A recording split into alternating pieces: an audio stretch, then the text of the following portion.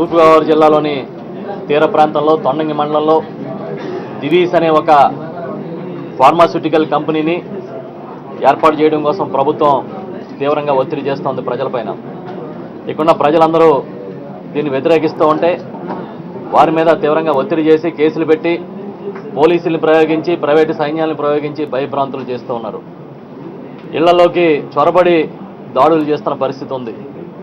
ఇదేమిటని అడిగే నాదుడు లేని పరిస్థితుల్లో మొత్తం ప్రభుత్వం అంతా కూడా ఈరోజు ఆ దివీస్ని ఇక్కడ తీసుకొచ్చే కార్యక్రమం మీదే కాన్సన్ట్రేట్ చేశారు. తన సొంత బంధువులకి తన సొంత మనుషులకి అవి 25-30 కోట్ల రూపాయలకి కట్టబెట్టడం కోసం, అంటే 500-600 కోట్ల రూపాయల విలువైన భూములను కట్టబెట్టడం కోసం ఈ డివీస్ కంపెనీ అన్నది ఎదురుకుంటా తెచ్చి ఈ 20,000 మంది ఉపాధి పాడు చేస్తూ అతని సొంత మనుషుల బాగు కోసం ఏదో వైఎస్ఆర్ కాంగ్రెస్ పార్టీ నాయకులు అభివృద్ధికి ఆటంకం కలిగిస్తున్నారని చెప్పేసి వాళ్ళు చెప్తున్నారు. ఇది పూర్తిగా డివీస్ కంపెనీ అన్నది పూర్తిగా సాఫిస్టికేటెడ్ కంపెనీ. 600 ఉద్యోగాలు మించి రావు, వాళ్ళు ఇచ్చే జీతాలు కూడా 6,000-7,000 మించి రావు.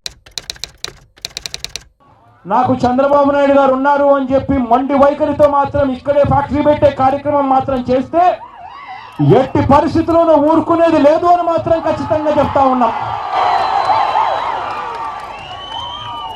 ఖచ్చితంగా పోరాడతాం, ఖచ్చితంగా ఇక్కడ ఉన్న ప్రజలకు తోడుగా నిలబడతాం.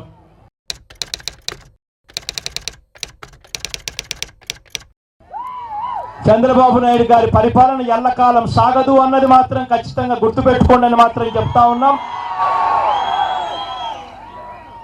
మహా అయితే ఇంకా 2 సంవత్సరాలు, ఆ 2 సంవత్సరాల తర్వాత వచ్చేది మాత్రం మన ప్రభుత్వం వస్తుంది, ప్రజల ప్రభుత్వం వస్తుంది అన్నది మాత్రం మర్చిపోవద్దండి. ఈ మాదిరిగా ఇష్టానుసారంగా ప్రవర్తిస్తే మాత్రం వచ్చిన తర్వాత ఈ ఫ్యాక్టరీ ఇక్కడ నుంచి తీసేస్తామని కూడా గట్టిగా చెప్పే కార్యక్రమం కూడా చేస్తా ఉన్నాం.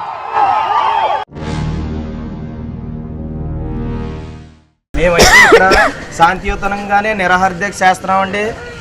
రాత్రి మీద వచ్చి పోలీసులు దౌర్జన్యంగా మా అంబేద్కర్ బొమ్మ దగ్గర ఉన్న టెంట్లు కూడా దౌర్జన్యంగా దొంగల్లాగా టెంట్లు లాక్కిపోయారు. మా ఇంట్లో లోపలున్న ఆడోళ్ళని నైటీలతో ఇంట్లో పని చేసుకున్న వాళ్ళని కూడా దౌర్జన్యంగా పోలీసులు వచ్చి లాక్కిపోయి బూటుకాలతో తన్ని ఎస్ఐ గారు కూడా మా ఆడోళ్ళని బంధించారు. మరి మేము పేదోళ్ళం న్యాయపరంగా ఇంత ఉద్యమం శాంతియుతంగా మేము చేస్తుంటే మమ్మల్ని దౌర్జన్యం చేసి మా ప్రజలు ఈ 30 గ్రామాల ప్రజల్ని భయభ్రాంతులకు గురి చేసి మమ్మల్ని ఎందుకు ఈ గవర్నమెంట్ ఇన్ని ఇబ్బందులు పెడుతుందో మాకు ఆయన మాట ఇచ్చిన జగన్మోహన్ రెడ్డి గారు, నేను మాట తప్పను మడం తెప్పను, నేను ఏ మాట అంటే ఆ మాట మీద నిలబడతాను. కానీ ఇవాళ అదే మాట అన్న సీఎం జగన్మోహన్ రెడ్డి గారు ఈరోజు మాట తప్పి ఎందుకు మళ్ళీ ఆ ఏళ వైజాగ్ ఫార్మాసిటీకి పట్టి పొమ్మన్న కంపెనీని ఇవాళ మళ్ళీ మా గ్రామాల్లో మా సముద్ర తీర ప్రాంతంలో మత్స్యకారులు కనీసం 50,000 మంది బతుకుతున్నారు.